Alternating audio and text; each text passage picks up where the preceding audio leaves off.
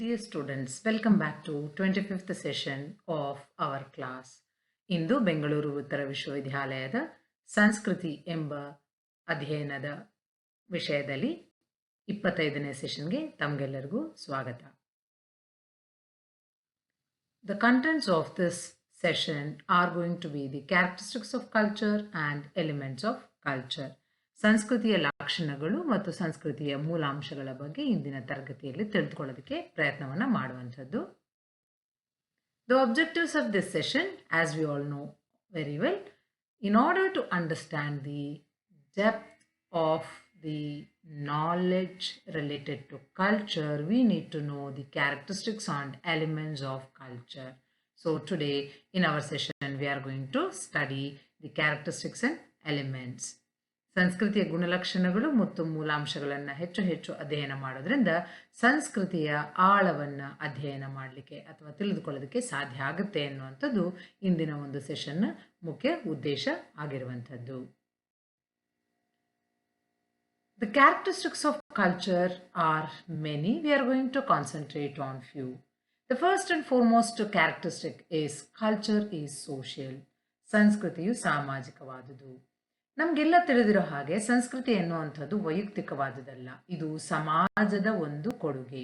ನಾವು ಹೇಗೆ ಊಟವನ್ನು ಮಾಡ್ತೇವೆ, ನಾವು ಯಾವ ರೀತಿಯಾದಂಥ ಉಡುಪನ್ನು ಧರಿಸ್ತೇವೆ, ನಾವು ಯಾವ ರೀತಿಯಾಗಿ ಗೌರವವನ್ನು ಇತರರಿಗೆ ಕೊಡ್ತೇವೆ, ವೃದ್ಧರ ಆರೈಕೆ ಹೇಗೆ ಮಾಡ್ತೇವೆ, ಶಿಶುವನ್ನು ಹೇಗೆ ನೋಡ್ಕೊಳ್ತೇವೆ, ಇದೆಲ್ಲವೂ ಸಹ ನಾವು ಕಲ್ತ್ಕೊಳ್ಳುವಂಥದ್ದು ಸಂಸ್ಕೃತಿಯಲ್ಲಿ ಸಮಾಜದಲ್ಲಿ ಅಥವಾ ಈ ಒಂದು ಸಂಸ್ಕೃತಿಯ ಒಂದು ಭಾಗ ಅಂತ ಹೇಳ್ತಾ ಬರ್ಬೋದು. ಹಾಗಾಗಿ ಸಂಸ್ಕೃತಿಯನ್ನು ನಾವು ಸಾಮಾಜಿಕವಾದುದು ಅಂತ ಹೇಳ್ತಾ ಬರ್ತೇವೆ. ಯಾಕೆಂದರೆ ಇವೆಲ್ಲವನ್ನ ನಾವು ಸಮಾಜದಲ್ಲಿನ ಸ್ಥಾಪಿತ ನಿಯಮಗಳಿಗೆ ಅನುಸಾರವಾಗಿ ನಾವು ಮಾಡಬೇಕಾಗಿ ಬರುತ್ತೆ. We will learn about various things in society because culture is very, very much social.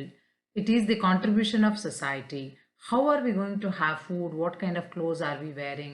How are we going to take care of elders, to show respect to others? How are we going to receive respect? All these we are going to do in accordance with the established norms of society. Hence, culture is considered to be social in its characteristic. The second one, it is learned. ಸಂಸ್ಕೃತಿ ಎನ್ನುವಂಥದ್ದು ಕಲಿಯುವಿಕೆಯಿಂದ ಉಂಟಾಗುವಂಥದ್ದು ಅಂತ ಎರಡನೇ ಲಕ್ಷಣವನ್ನು ನಾವು ಹೇಳುವಂಥದ್ದು. ಇಲ್ಲಿ ನಾವು ಸಂಸ್ಕೃತಿ ಎನ್ನುವಂಥದ್ದು ಮೂಲ ಪ್ರವೃತ್ತಿಯಿಂದ ಬಂದಿರುವಂಥದ್ದು ಅಲ್ಲ, ಇದು ಜೈವಿಕ ಗುಣವೂ ಅಲ್ಲ. ಹಾಗಾಗಿ ಸಾಮಾಜೀಕರಣ ಪ್ರಕ್ರಿಯೆಯಿಂದ ನಮ್ಮ ಅಭ್ಯಾಸ ಬಲದಿಂದ ನಾವು ರೂಢಿಸ್ಕೊಳ್ಳುವಂಥದ್ದು. ಹಾಗಾಗಿ ಸಂಸ್ಕೃತಿಯನ್ನ ಕಲಿಯುವಿಕೆಯ ಪ್ರಕ್ರಿಯೆ ಅಂತ ನಾವು ಹೇಳ್ತಾ ಬರುವಂಥದ್ದು. Culture is learned because we R learning this in the process of socialisation and it is not something which is inheritance or it is not something which is instinct. Culture is shared. ಸಂಸ್ಕೃತಿ ಜನರಿಂದ ಹಂಚಿಕೊಳ್ಳಲ್ಪಟ್ಟಿದೆ ಅಂತ ನಾವು ಹೇಳ್ತಾ ಬರುವಂಥದ್ದು. ಹೇಗೆ ಇದು ಹಂಚಿಕೊಳ್ಳಲ್ಪಟ್ಟಿದೆ ಅಂತ ಹೇಳಿದ್ರೆ, ಸಂಸ್ಕೃತಿ ಎನ್ನುವಂಥದ್ದು ಯಾವುದೇ ಒಬ್ಬ ವ್ಯಕ್ತಿಯ ಅಥವಾ ಸಮಾಜದ ಒಂದು ಆಸ್ತಿ ಅಲ್ಲ. ಇದು ಒಬ್ಬರಿಂದ ಮತ್ತೊಬ್ಬರಿಗೆ ಏನಾಗ್ತಾ ಬರುವಂಥದ್ದು ಅಂದ್ರೆ ಹಂಚಿಕೆ ಆಗ್ತಾ ಬರುವಂಥದ್ದು. ಹಾಗಾಗಿ ರೂಢಿ ಸಂಪ್ರದಾಯಗಳು, ಮೌಲ್ಯಾದರ್ಶಗಳು ಎಲ್ಲರಿಂದ ಎಲ್ಲರಿಗೆ ಹಂಚಿಕೆ ಆಗುವಂಥದ್ದು. ಹಾಗಾಗಿ ಕಲ್ಚರನ್ನು ನಾವು ಸಂಸ್ಕೃತಿಯನ್ನು ನಾವು ಜನರಿಂದ ಹಂಚಿಕೊಳ್ಳಲ್ಪಟ್ಟಿದೆ ಅಂತ ಹೇಳ್ತಾ ಬರುವಂಥದ್ದು. Culture is considered to be shared because we are not keeping anything for ourselves. We are going to share the knowledge of culture with the others. Culture is transmissive. ಇದು ಸಂಚರಣಾತ್ಮವಾದುದು ಅಂತ ನಾವು ಹೇಳ್ತಾ ಬರ್ತೇವೆ. ಯಾಕೆ ಇದನ್ನ ಸಂಚರಣಾತ್ಮವಾದುದು ಅಂತ ಹೇಳ್ತೀವಿ ಅಂತ ಹೇಳಿದ್ರೆ, ನಾವು ಒಂದು ಪೀಳಿಗೆಯಿಂದ ಕಲಿತಂಥದ್ದನ್ನು ನಮ್ಮ ಪೀಳಿಗೆಯಲ್ಲಿ ಅದನ್ನು ಅಭ್ಯಸಿಸಿ ಮುಂದಿನ ಪೀಳಿಗೆಗೆ ಅದನ್ನು ನಾವು ವರ್ಗಾವಣೆ ಮಾಡ್ತೇವೆ. Culture is learned from the previous generation and then we are going to forward it to the next generation. That is why it is called as transmissive in its characteristic. Culture is a continuous process and it is cumulative. ಸಂಸ್ಕೃತಿ ಎನ್ನುವಂಥದ್ದು ನಿರಂತರವಾದುದು ಮತ್ತು ಸಂಗ್ರಹಣಕಾರವಾದುದು. ಯಾಕೆ ಇದನ್ನ ಸಂಗ್ರಹಕಾರವಾದುದು ಅಂತ ಹೇಳ್ತೀವಿ ಅಂತ ಹೇಳಿದ್ರೆ, ನಾವು ಇದನ್ನ ಬೇರೆ ಸಂಸ್ಕೃತಿಯಿಂದ ಎರವಲು ಪಡೆದುಕೊಂಡು ಅನೇಕ ವಿಚಾರಗಳನ್ನು ನಮ್ಮ ಸಂಸ್ಕೃತಿಯಲ್ಲಿ ನಾವು ಏನ್ ಮಾಡ್ಕೊಂಡಿರ್ತೇವೆ, ಇನ್ಕಲ್ಕೇಟ್ ಮಾಡ್ಕೊಂಡಿರ್ತೇವೆ. ಹಾಗಾಗಿ ಇದನ್ನ ನಾವು ಸಂಗ್ರಹಕಾರವಾದುದು ಅಂತ ಹೇಳ್ತೇವೆ. ಇದು ನಿರಂತರವಾಗಿ ನಡೀತಾ ಹೋಗುವಂತ ಪ್ರಕ್ರಿಯೆ. ಹಾಗಾಗಿ ಇದು ನಿರಂತರತೆಯಿಂದ ಕೂಡಿರುವಂಥದ್ದು ಅಂತ ಹೇಳುವಂಥದ್ದು. ಹಿಂದಿನ ಜನರೇಷನಲ್ಲಿ ಮಾಡಿದ್ರು ನಾವು ಇಲ್ಲಿ ನಿಲ್ಲಿಸ್ಬಿಡೋಣ, ಮುಂದೆ ಬೇಕಾದರೆ ಮಾಡ್ಕೊಳ್ಳಿ, ಆ ಥರ ಏನೂ ಇಲ್ಲ. ನಾವು ಕಂಟಿನ್ಯೂಸ್ ಆಗಿ ಪ್ರಾಕ್ಟೀಸ್ ಮಾಡಿಕೊಂಡು ಹೋಗುವಂಥದ್ದು. continuously we are following the traditions and customs that are coming from our previous generation, and we are forwarding it to our next generation. That is why it is considered to be continuous, and it is cumulative because we are adding the knowledge from other culture in our culture. Next we can say that culture is integrated. ಸಂಸ್ಕೃತಿಯು ಸಮಗ್ರವಾದುದು. ಯಾಕೆ ಇದನ್ನ ಸಮಗ್ರವಾದುದು ಅಂತ ಹೇಳ್ತೀವಿ ಅಂತ ಹೇಳಿದ್ರೆ, ಯಾವುದೇ ಒಂದು ಸಾಮಾಜಿಕ ವಿಷಯ, ಸಾಂಸ್ಕೃತಿಕ ವಿಷಯ, ರಾಜಕೀಯ ವಿಷಯ, ನೈತಿಕ ವಿಷಯ ಯಾವುದಾದ್ರೂ ಆಗಿರ್ಬೋದು, ಅದನ್ನ ನಾವು ಬೇರೆ ಬೇರೆ ಘಟಕಗಳ ಅಂಶಗಳ ಜೊತೆಗೆ ಒಂದು ಹೊಂದಾಣಿಕೆ ಇರುವಂಥದ್ದು, ಏಕತಾನತೆ ಇರುವಂಥದ್ದನ್ನ ನಾವು ಕಾಣ್ತೇವೆ. ಹಾಗಾಗಿ ಇದನ್ನು ನಾವು ಸಮಗ್ರವಾದುದು ಅಂತ ಕರೆಯುವಂಥದ್ದು. We see that there is a integrated relationship between the various elements of political institutions, economic institutions, social institutions, educational institutions, etc. That is why it is considered to be integrated in its character. Next, we can say that culture is dynamic and adaptive. It is dynamic means it keeps changing from day to day, but then the originality will never change.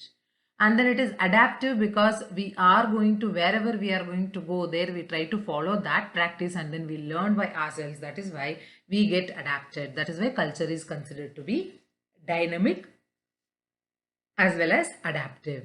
ಸಂಸ್ಕೃತಿ ಎನ್ನುವಂಥದ್ದು ಗತಿಶೀಲವಾದುದು ಮತ್ತು ಹೊಂದಾಣಿಕೆಗೆ ಅನುಕೂಲವಾದುದು ಅಂತ ಹೇಳ್ತಾ ಬರ್ತೇವೆ.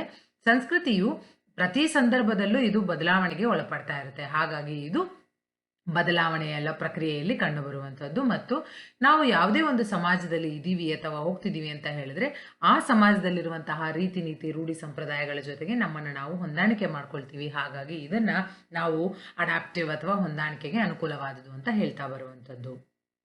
ಮುಂದುವರೆದು ಸಂಸ್ಕೃತಿಯನ್ನ ತೃಪ್ತಿದಾಯಕವಾದುದು ಅಂತ ಹೇಳ್ತಾ ಬರ್ತೇವೆ. ಯಾಕೆ ಇದು ತೃಪ್ತಿದಾಯಕವಾದುದು ಅಂತ ಹೇಳಿದ್ರೆ, ನಮಗೆ ಯಾವುದೇ ರೀತಿಯಾದಂತಹ ಒಂದು ನಮ್ಮ ಅಗತ್ಯಗಳನ್ನ, ಗುರಿಗಳನ್ನ ನಾವು ಪೂರೈಕೆ ಮಾಡ್ಕೊಳ್ಬೇಕು ಅಂದ್ರೆ ಅದಕ್ಕೆ ನಮ್ಮ ಸಂಸ್ಕೃತಿ ಅವಕಾಶಗಳನ್ನ ಮಾಡಿಕೊಡುತ್ತೆ.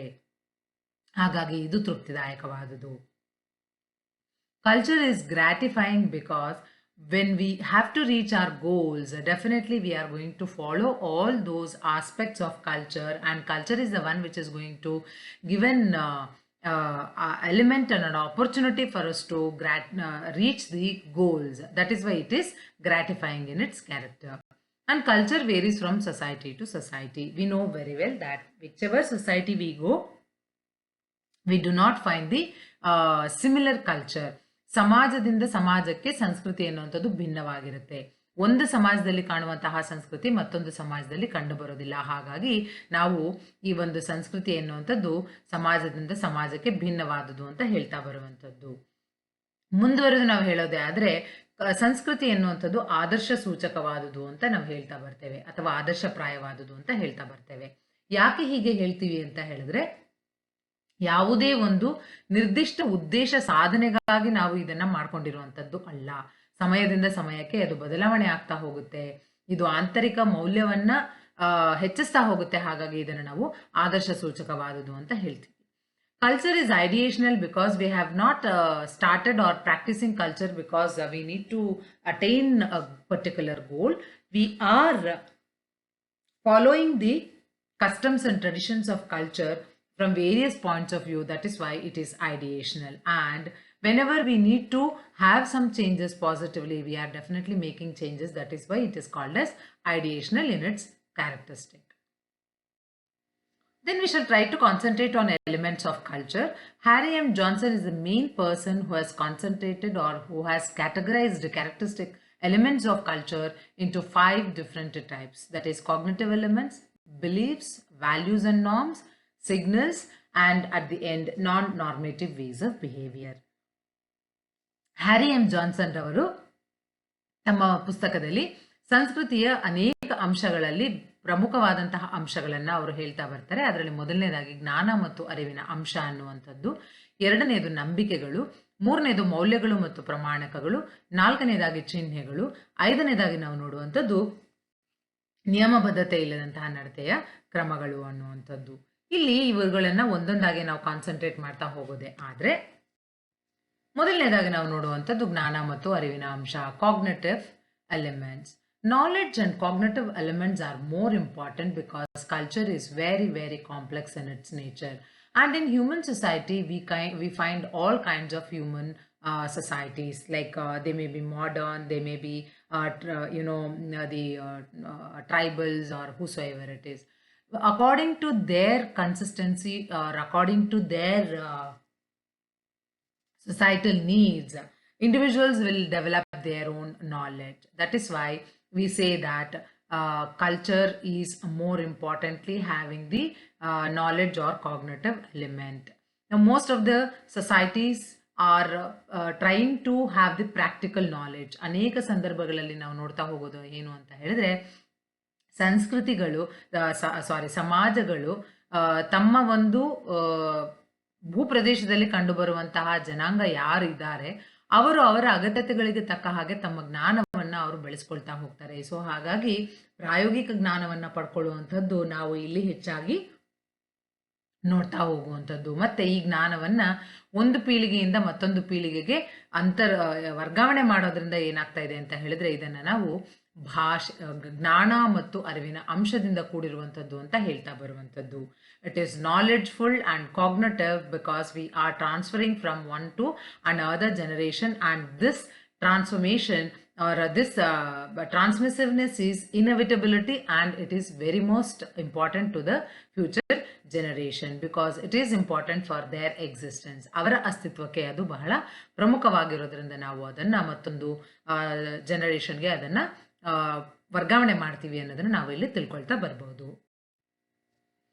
ಇದನ್ನೇ ನಾವು ಹೇಳ್ತಾ ಹೋದ ಹಾಗೆ ಪ್ರಿಲಿಟ್ರೇಟ್ ಸೊಸೈಟಿ, ಅಕ್ಷರ ಪೂರ್ವ ಸಮಾಜದಲ್ಲಿ ಒಂದು ಉದಾಹರಣೆಯನ್ನು ನಾವು ತೆಗೆದುಕೊಳ್ತಾ ಹೋದ್ರೆ, ಅವರು ತಮ್ಮನ್ನ ತಾವು ಬೇರೆಯವರ ದಾಳಿಯಿಂದ ಹೇಗೆ ರಕ್ಷಣೆ ಮಾಡ್ಕೊಳ್ಬೇಕು, ಆಹಾರ ಸಂಗ್ರಹಣೆ ಹೇಗೆ ಮಾಡ್ಕೊಳ್ಬೇಕು, ಗುಡಿಸಲುಗಳನ್ನ ಹೇಗೆ ನಿರ್ಮಾಣ ಮಾಡ್ಕೊಳ್ಬೇಕು ಅನ್ನುವಂತಹ ವಿಧಾನಗಳನ್ನ ಕಲ್ತುಕೊಂಡಂಥದ್ದು ಈ ಸಂಸ್ಕೃತಿಯಿಂದ. The pre-literate society, the generation people or the population who lived in that society, they knew what is right, what is wrong, what is good, what is bad. They started learning how to protect themselves from invasion of others and animals, and then how to protect the food items, and then how to go for the house construction, etc. That is why this is more important.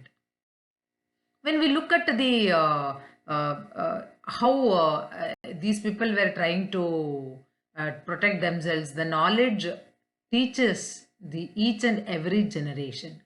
ನಮ್ಮ ಒಂದು ಜನಾಂಗವನ್ನು ನಾವು ಹೇಗೆ protect ಮಾಡ್ಕೊಳ್ಬೇಕು ಅನ್ನುವಂಥದ್ದನ್ನೇ ನಾವು ಜ್ಞಾನ ಅಂತ ಕರೆಯುವಂಥದ್ದು. ಆ ಜ್ಞಾನವನ್ನ ಬುಡಕಟ್ಟು ಜನಾಂಗದವರಾಗಿರ್ಬೋದು ಅಥವಾ ಯಾವುದೇ ಒಂದು ಜನಾಂಗದವರು ನಮ್ಮ ಪೀಳಿಗೆಯಿಂದ ಮುಂದಿನ ಪೀಳಿಗೆಗೆ ಕಲಿಸ್ಕೊಡುವಂಥದ್ದನ್ನು ನಾವಿಲ್ಲಿ ಕಾಣ್ತಾ ಹೋಗುವಂಥದ್ದು. ಮುಂದುವರೆದು ನಾವು ಅಕ್ಷರ ಸಮಾಜದಲ್ಲಿ ಹೇಗೆ ಅನ್ನೋದನ್ನ ನೋಡ್ತಾ ಬಂದ್ರೆ, in the literate society people are more knowledgeable, but still they also need kind of a training where how to go ahead with the running of the society, how to go ahead with the social organization, how the nature of social organization is working out. Everything they have to learn, and for this ಜ್ಞಾನ, knowledge is more important. ಜ್ಞಾನ ಅನ್ನುವಂಥದ್ದು ಬಹಳ ಪ್ರಮುಖವಾಗುತ್ತೆ ಸಂಸ್ಕೃತಿಯಲ್ಲಿ ಅನ್ನುವಂಥದ್ದು ಈ ಒಂದು ಸಾಮಾಜಿಕ ಸಂಘಟನೆಗಳನ್ನು ನಾವು ಹೇಗೆ ಮುಂದುವರಿಸ್ಕೊಂಡು ಹೋಗಬೇಕು ಅನ್ನುವಂಥದ್ದನ್ನು ತಿಳಿಯುವಂಥ ಸಂದರ್ಭದಲ್ಲಿ ಅರ್ಥಕೊಳ್ಬೇಕು ಅನ್ನುವಂಥದ್ದು ನಾವಿಲ್ಲಿ ತಿಳ್ಕೊಳ್ಬಹುದು. The second element that Harry M. Johnson talks about is beliefs, the belief system.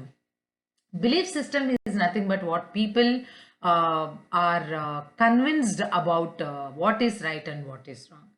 ಜನರು ತಮ್ಮ ಒಂದು ನಂಬಿಕೆಗಳು ಅಂತ ಹೇಳಿದಾಗ ಯಾವುದು ಸರಿ ಯಾವುದು ತಪ್ಪು ಅನ್ನುವಂತಹ ವಿಷಯಗಳಿಗೆ ಸಂಬಂಧಪಟ್ಟಂತೆ ಅವರು ಹೊಂದಿರುವಂತಹ ಜ್ಞಾನವನ್ನೇ ನಾವು ನಂಬಿಕೆಗಳು ಅಂತ ಕರೆಯುವಂಥದ್ದು. Most of the times it all depends on what we are experiencing, and based on that we try to understand that this is right and this is wrong. Eskimo tribes ನಲ್ಲಿ ಉದಾಹರಣೆಗೆ ನಾವು ನೋಡೋದೇ ಆದರೆ, ಶ್ಯಾಮನ್ ಅನ್ನುವಂಥವನು ಮಾಂತ್ರಿಕನಾಗಿರುವಂಥವನು. ಅವನು ಏನ್ ಮಾಡ್ತಾನೆ ಅಂತ ಹೇಳಿದ್ರೆ, ದೆವ್ವ ಭೂತ ಈ ತರದ ಒಂದು ದುಷ್ಟ ಶಕ್ತಿಗಳ ಜೊತೆಗೆ ಸಂಬಂಧ ಇಟ್ಕೊಂಡಿರ್ತಾನೆ ಅಂತ ಭಾವಿಸಿ ಅವನಿಗೆ ಹೆಚ್ಚು ಅಧಿಕಾರ ಇದೆ ಅಂತ ಹೇಳ್ಬಿಟ್ಟು ಜನರು ಭಾವಿಸಿರ್ತಾರೆ. ಹಾಗಾಗಿ ಅವನು ನಮಗಿರುವಂತಹ ಕಾಯಿಲೆಗಳನ್ನ ಗುಣಪಡಿಸುವಂತಹ ಶಕ್ತಿ ಹೊಂದಿರ್ತಾನೆ ಅಂತ ಹೇಳ್ಬಿಟ್ಟು ಎಸ್ಕಿಮೋಗಳನ್ನ ನಂಬಿರ್ತಾರೆ. ಆದ್ರೆ ಅದು ತಪ್ಪು ಅನ್ನುವಂಥದ್ದು ಮುಂದಿನ ಜನಾಂಗದವರಿಗೆ ಅರ್ಥ ಆಗ್ತಾ ಹೋಗುವಂಥದ್ದು.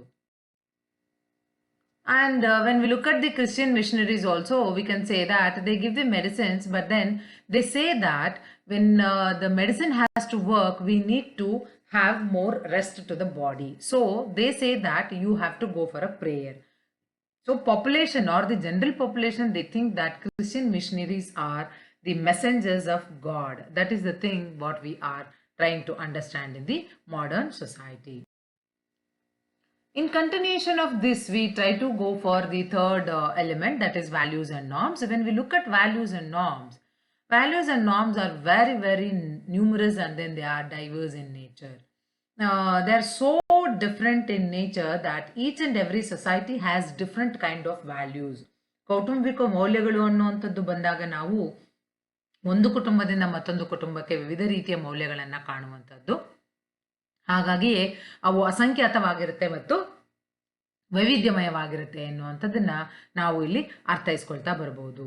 ಮೌಲ್ಯ ಅಂತ ಅಂದಾಗ ಅದು ಸಾಂಸ್ಕೃತಿಕ ಮೌಲ್ಯ ಆಗ್ತಾ ಹೋಗುತ್ತೆ.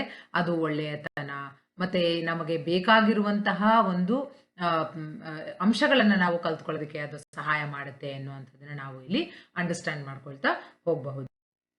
ಮುಂದುವರೆದು ನಾವು ಅಲ್ಲಿ ನೋಡ್ತಾ ಹೋಗೋದೇ ಆದ್ರೆ, ಇದು ಸಾಮಾಜಿಕ ವ್ಯವಸ್ಥೆ ಮತ್ತು ನಡವಳಿಕೆಗೆ ಅಂತಿಮ ಅರ್ಥ ಮತ್ತು ನ್ಯಾಯಸಮ್ಮತೆಯನ್ನು ಒದಗಿಸ್ಕೊಡುವಂಥದ್ದು ನಮ್ಮ ಮೌಲ್ಯಗಳು ಮತ್ತು ಪ್ರಮಾಣಕಗಳು. ನಾವು ಯಾವಾಗ ಎಲ್ಲವನ್ನ ಸರಿಯಾಗಿ ಅನುಸರಿಸ್ಕೊಂಡು ಹೋಗ್ತೀವೋ ಆವಾಗ ನಮಗೆ ಯಾವುದೇ ರೀತಿಯಾದಂತಹ ಸಮಸ್ಯೆ ನಮ್ಮ ಸಮಾಜದಲ್ಲಿ ಉಂಟಾಗೋದಿಲ್ಲ ಅನ್ನೋದನ್ನ ನಾವು ಇಲ್ಲಿ ಅರ್ಥ ಮಾಡ್ಕೊಳ್ತಾ ಬರಬೇಕಾಗತ್ತೆ. ಹಾಗಾಗಿ ಇಲ್ಲಿ ವೈಯಕ್ತಿಕ ಸ್ವಾತಂತ್ರ್ಯ, ಗುಣಮಟ್ಟದ ಮೌಲ್ಯಗಳು ಮತ್ತು ನಾವು ಯಾವ ರೀತಿಯಾಗಿ ವಾಸಿಸ್ತಾ ಇದ್ದೇವೆ ಅನ್ನುವಂಥದ್ರ ಮೇಲೆ ಸಂಸ್ಕೃತಿ ಅನ್ನುವಂಥದ್ದು ಮತ್ತು ಮೌಲ್ಯಗಳು ಅನ್ನುವಂಥದ್ದು ಬಹಳವಾಗಿ ಪ್ರಬಲವಾಗಿ ಪ್ರಭಾವವನ್ನು ಬೀರುತ್ತೆ ಅನ್ನುವಂಥದ್ದನ್ನ ನಾವು ಇಲ್ಲಿ ಅರ್ಥೈಸ್ಕೊಳ್ತಾ ಹೋಗ್ಬೋದು. Here the individual freedom, quality, all these are the values which are strongly influencing the lives of the individuals, because these are the ones which are going to direct us in proper legitimate behavior. Then comes the fourth aspect, that is called as symbols or signals. ಚಿಹ್ನೆಗಳು ಅನ್ನುವಂಥದ್ದು ನಾವು next element ಆಗಿ ನಾವು ನೋಡ್ತಾ ಹೋಗುವಂಥದ್ದು. ಚಿಹ್ನೆಗಳು, ಸಂಕೇತಗಳು ಅನ್ನುವಂಥದ್ದನ್ನ ನಾವು ಒಂದು ವಸ್ತು, ಘಟನೆ ಅಥವಾ ಸ್ಥಿತಿಯ ಅಸ್ತಿತ್ವವನ್ನ ಸೂಚಿಸೋದಕ್ಕೆ ನಾವು ಬಳಕೆ ಮಾಡ್ತೀವಿ ಅಂತ ನಾವು ಹೇಳ್ತಾ ಬರ್ಬೋದು. ಉದಾಹರಣೆಗೆ ಇವಾಗ ಒಂದು ಭೂಪ್ರದೇಶ ತೇವಾಂಶ ಕೂಡಿರುವಂತಹ ಒಂದು ನೆಲವನ್ನ ನಾವು ಕಂಡಾಗ ಇಲ್ಲಿ ಈಚೆಗಷ್ಟೇ ಈಗ ಒಂದೆರಡು ನಿಮಿಷದಲ್ಲಿ ಮಳೆ ಬಂದಿರಬಹುದು ಅನ್ನುವಂತಹ ಒಂದು ಸಂಕೇತವನ್ನ ಅದು ನಮಗೆ ಸೂಚನೆ ಕೊಡ್ತಾ ಹೋಗುತ್ತೆ. ಸೊ ಹಾಗಾಗಿ ನಾವು ಇಲ್ಲಿ ಇದೆಲ್ಲವನ್ನ ನಾವು ಒಂದು ವಸ್ತು, ಘಟನೆ ಅಥವಾ ಸ್ಥಿತಿಯ ಅಸ್ತಿತ್ವವನ್ನು ಸೂಚಿಸೋದಕ್ಕೆ ಬಳಕೆ ಮಾಡೋದು ಅನ್ನೋದನ್ನ ಅರ್ಥ ಮಾಡ್ಕೊಳ್ತಾ ಬರ್ಬೋದು. Signs include signals and symbols, and as we know very well, a signal indicates the existence of anything, event or a condition. When we look at the wet place, we say that either there is a rain in this particular place in very 2-3 minutes back, or we also can understand if it is something which is a remote area, that somebody would have poured the land or water, or somebody would have taken the water from this way. ನೈಜ ಚಿಹ್ನೆಗಳು ಮತ್ತು ಕೃತಕ ಚಿಹ್ನೆಗಳು ಅನ್ನುವಂಥದ್ದು ನಮ್ಮಲ್ಲಿ ಬಹಳ ಪ್ರಮುಖವಾದಂತಹ ಮಹತ್ವವನ್ನು ಪ್ಲೇ ಮಾಡುತ್ತೆ ನಮ್ಮ ಜೀವನದಲ್ಲಿ ಅನ್ನೋದನ್ನ ನಾವು ಹೇಳ್ತಾ ಬರ್ಬೋದು. We have artificial and the invented signals R the normal natural signals, and they play a greater importance in our social life. When we say an artificial signal, the no parking symbol or a placard is very much important, which represents something that you should not park your vehicle there, and then if at all you are going to park your vehicle over here, there is going to be some problem for you. ವಾಹನ ನಿಲುಗಡೆ ನಿಷೇಧ ಅನ್ನುವಂತಹ board, ಅಂದ್ರೆ no parking ಅನ್ನುವಂತಹ board ನೋಡಿದಾಗ ಅದು ನಿಶ್ಚಿತ ರೂಪದ ಪರಿಕಲ್ಪನೆ ನಮಗೆ ಅಲ್ಲಿ ಕಂಡು ಬರುತ್ತೆ. ಅಂದರೆ ಒಂದು ಜೀವವನ್ನ ಒಂದು ಏನೋ ಒಂದು ನಿಯಮವನ್ನ ನಾವು ಅನುಸರಿಸ್ಕೊಂಡು ಹೋಗ್ಬೇಕು ಅಂತ ಹೇಳಿದ್ರೆ ನೋ ಪಾರ್ಕಿಂಗ್ ಅನ್ನುವಂತಹ ಕಡೆಗಳಲ್ಲಿ ನಾವು ವೆಹಿಕಲ್ ಅನ್ನ ಸ್ಟಾಪ್ ಮಾಡಬಾರ್ದು ಅನ್ನುವಂಥದ್ದು ನಮಗೆ ಒಂದು ಸಿಗ್ನಲ್ ಆಗಿರುವಂಥದ್ದು. ಕ್ರಾಸ್ ಅನ್ನುವಂತಹ ಒಂದು ಶಬ್ದ ಕ್ರೈಸ್ತ ಧರ್ಮದ ಸಂಕೇತ ಆಗಿದ್ರೆ ಅದನ್ನ ನಾವು ಬೇರೆ ಬೇರೆ ರೀತಿಯಲ್ಲಿ ಸಹ ಅರ್ಥೈಸ್ಕೊಳ್ತಾ ಹೋಗ್ತೇವೆ. ಒಂದು ಪಾಸಿಟಿವ್ ಅನ್ನೋ ಹಾಗೆ ಬೇರೆ ರೀತಿಯಲ್ಲಿ ಸಹ ನಾವು ಅದನ್ನ ತಿಳ್ಕೊಳ್ತಾ ಹೋಗುವಂಥದ್ದು. Then comes the fifth element of culture, that is non-normative ways of behavior. ನಿಯಮಬದ್ಧತೆ ಇಲ್ಲದಂಥ ನಡತೆಯ ಕ್ರಮಗಳು ಯಾವ್ಯಾವುದು ಅಥವಾ ಹೇಗೆ ಎತ್ತ ಅನ್ನುವಂಥದ್ದನ್ನು ನಾವು ನೋಡ್ತಾ ಬಂದಾಗ ಇಲ್ಲಿ ನಾವು ನೋಡುವಂಥದ್ದು certain ways of behaviors are not compulsory, but then unconsciously they comes into our existence. ಕೆಲವೊಂದು ಹೇಗಿರುತ್ತೆ ಅಂತ ಹೇಳಿದ್ರೆ ನಾವು ಪಾಲಿಸಲೇಬೇಕು ಅನ್ನುವಂಥ ಕಡ್ಡಾಯ ಇರೋದಿಲ್ಲ, ಬಟ್ ಆದರೆ ಅವು ಯಾವುದೇ ಒಬ್ಬ ವ್ಯಕ್ತಿಗೆ ಅವನ ಅರಿವಿಲ್ಲದೆಯೇ ಬಳಸುವಂಥದ್ದು, ಅವನ ಅರಿವಿಲ್ಲದೆಯೇ ಅದನ್ನ ಆಕ್ಟ್ ಮಾಡುವಂಥದ್ದು ನಮ್ಮ ಗಮನದಲ್ಲಿ ಬರುತ್ತೆ. ಉದಾಹರಣೆಗೆ ನಾವು ಊಟ ಆಯ್ತಾ ಅಂತ ಕೇಳ್ತೀವಿ, ಆದರೆ ಅದನ್ನ ನಾವು ನಮ್ಮ ಬಾಯಿ ಮಾತಿನಲ್ಲಿ ಕೇಳ್ತಾ ಇರ್ತೀವಿ, but still we make the action of taking the hand near the mouth. ಕೈಯನ್ನ ಬಾಯಿ ಹತ್ರಕ್ಕೆ ತಗೊಂಡು ಹೋಗಿ ಊಟ ಆಯ್ತಾ ಅಂತ ಕೇಳುವಂತಹ ಒಂದು ಪದ್ಧತಿಯನ್ನ ನಾವು ಅನ್ಕಾನ್ಶಿಯಸ್ ಆಗಿ ಬೆಳೆಸ್ಕೊಂಡು ಬಂದ್ಬಿಟ್ಟಿರುವಂಥದ್ದು. ಇದನ್ನೇ ನಾವು ನಾನ್ ನಾರ್ಮೇಟಿವ್ ವೇಸ್ ಆಫ್ ಬಿಹೇವಿಯರ್ ಅಂತ ಹೇಳ್ತಾ ಬರುವಂಥದ್ದು. ಇವು ಅಪ್ರಮುಖ ಅಂತ ಅಲ್ಲ, ಬಟ್ ಆದರೆ ನಿಯಮಬದ್ಧವಾಗಿ ಸಾಂಕೇತಿಕ ನಡತೆಯ ಕ್ರಮಗಳು ಆಗುವಂತಹ ಸಾಧ್ಯತೆಗಳು ಮುಂದೆ ಇದೆ ಅನ್ನುವಂಥದ್ದನ್ನ ಅರ್ಥೈಸ್ಕೊಳ್ಳೋದಕ್ಕೆ ನಾವು ಇವತ್ತು ಪ್ರಯತ್ನ ಮಾಡಬೇಕಾಗಿರುವಂಥದ್ದು. These may not be the most important aspects, but then in future they may become more important or they may become normative behavior. That is why we need to have an eye on all these aspects. ಇನ್ನು ಬಹು ಆಯ್ಕೆ ಪ್ರಶ್ನೆಗಳು ಯಾವ್ದ್ಯಾವುದು ಅನ್ನುವಂಥದ್ದನ್ನ ನಾವು ನೋಡೋದೇ ಆದರೆ, cognitive elements consist of the aspects of culture dash aspects of cultural system. ಸಂಸ್ಕೃತಿ ಅನ್ನುವಂತಹ ಒಂದು ಸಾಂಸ್ಕೃತಿಕ ವ್ಯವಸ್ಥೆ ಎನ್ನುವಂಥದ್ದು ಯಾವ ಯಾವ ಅಂಶಗಳನ್ನು ಒಳಗೊಂಡಿರುತ್ತೆ ಅನ್ನೋದು ಬಂದಾಗ, ಇದು ಭೌತಿಕ ಅಂಶಗಳನ್ನು, ಫಿಸಿಕಲ್ ಎಲಿಮೆಂಟ್ಸ್, ಸೈಕಲಾಜಿಕಲ್ ಆಸ್ಪೆಕ್ಟ್ಸ್, ಮಾನಸಿಕ ಅಂಶಗಳು, ರಾಜಕೀಯ ಅಂಶಗಳು, ಪೊಲಿಟಿಕಲ್ ಆಸ್ಪೆಕ್ಟ್ಸ್, ತಾರ್ಕಿಕ ಅಂಶಗಳು, logical aspects. Yes, as we already study, these include the psychological aspects of cultural system. ಮುಂದುವರೆದು ನಾವು ನೋಡೋದೇ ಆದರೆ, ನಾರ್ಮ್ಸ್ ಆರ್ ಪ್ರಮಾಣಕಗಳು ಅನ್ನುವಂಥದ್ದು ಏನು ಅನ್ನೋದು ಬಂದಾಗ, ಅದೇ ಆರ್ ದಿ ವ್ಯಾಲ್ಯೂ ಜಡ್ಜ್ಮೆಂಟ್ಸ್, ಅವು ಮೌಲ್ಯ ತೀರ್ಪು ನೀಡುವಂಥದ್ದು ಅಥವಾ ನ್ಯಾಯಾಲಯದ ತೀರ್ಪು ನೀಡುವಂಥದ್ದು, ಕೋರ್ಟ್ ಜಡ್ಜ್ಮೆಂಟ್, ಬಿಹೇವಿಯರ್ ಜಡ್ಜ್ಮೆಂಟ್, ವರ್ತನೆಯ ಕುರಿತಾಗಿ ನೀಡುವಂಥ ತೀರ್ಪುಗಳು, ಅಥವಾ ಸಾಮಾಜೀಕರಣ ಪ್ರಕ್ರಿಯೆ, ಸೋಷಲೈಸೇಷನ್ ಆಗಿರುವಂಥದ್ದು, ಇದು ಮೌಲ್ಯ ತೀರ್ಪಾಗಿರುವಂಥದ್ದು. These are the value judgements. We say what is right, what is wrong, that is what is norms. ಮುಂದುವರೆದು dominant values of India are what. ಭಾರತದ ಪ್ರಬಲ ಮೌಲ್ಯಗಳು ಯಾವುದು ಅಂತ ಬಂದಾಗ, ಪೊಲಿಟಿಕಲ್ ವ್ಯಾಲ್ಯೂಸ್ ರಾಜಕೀಯ ಮೌಲ್ಯಗಳು, ಎಕನಾಮಿಕ್ ವ್ಯಾಲ್ಯೂಸ್ ಆರ್ಥಿಕ ಮೌಲ್ಯಗಳು, ಸೋಷಿಯಲ್ ವ್ಯಾಲ್ಯೂಸ್ ಸಾಮಾಜಿಕ ಮೌಲ್ಯಗಳು, ರಿಲಿಜಿಯಸ್ ವ್ಯಾಲ್ಯೂಸ್ ಧಾರ್ಮಿಕ ಮೌಲ್ಯಗಳು. ಖಂಡಿತವಾಗ್ಲೂ ಧಾರ್ಮಿಕ ಮೌಲ್ಯಗಳು ಅನ್ನುವಂಥದ್ದು ಪ್ರಬಲವಾಗಿ ಕಂಡುಬರುವಂತಹ ಮೌಲ್ಯಗಳು ಭಾರತೀಯ ಸಮಾಜದಲ್ಲಿ. In Indian society the dominant values R the religious values. Next we can see that signals include what. ಚಿಹ್ನೆಗಳು ಯಾವುದನ್ನ ಒಳಗೊಂಡಿದೆ ಅನ್ನುವಂಥದ್ದನ್ನ ಬಂದಾಗ, ವ್ಯಾಲ್ಯೂಸ್ ಮೌಲ್ಯಗಳು, ಟ್ರೆಡಿಷನ್ ಸಂಪ್ರದಾಯಗಳು, ಕಲ್ಚರ್ ಸಂಸ್ಕೃತಿ, ಸಿಗ್ನಲ್ಸ್ ಅಂಡ್ ಸಿಂಬಲ್ಸ್ ಚಿಹ್ನೆಗಳು ಮತ್ತು ಸಂಕೇತಗಳು. ಖಂಡಿತವಾಗ್ಲೂ ಚಿಹ್ನೆಗಳು ಮತ್ತು ಸಂಕೇತಗಳನ್ನು ಒಳಗೊಂಡಿರುವಂತಹದ್ದೇ ಸಿಗ್ನಲ್ಸ್ ಅಂತ ಸೈನ್ಸ್ ಅಂತ ನಾವು ಹೇಳ್ತಾ ಬರ್ಬೋದು. ಮುಂದುವರೆದು ನಾನ್ ನಾರ್ಮೇಟಿವ್ ಬಿಹೇವಿಯರ್ ಇಸ್ ವಾಟ್. ನಿಯಮಬದ್ಧತೆ ಇಲ್ಲದ ನಡತೆಯ ಕ್ರಮಗಳು ಯಾವುವು ಅಂತ ಬಂದಾಗ, ಸಂಕೇತಗಳು ಸಿಂಬಲ್ಸ್, ಜೆಸ್ಚರ್ಸ್ ಸಂಜ್ಞೆಗಳು, ಭಾಷೆ ಲ್ಯಾಂಗ್ವೇಜ್, ಪ್ರಮಾಣಕಗಳು ನಾರ್ಮ್ಸ್.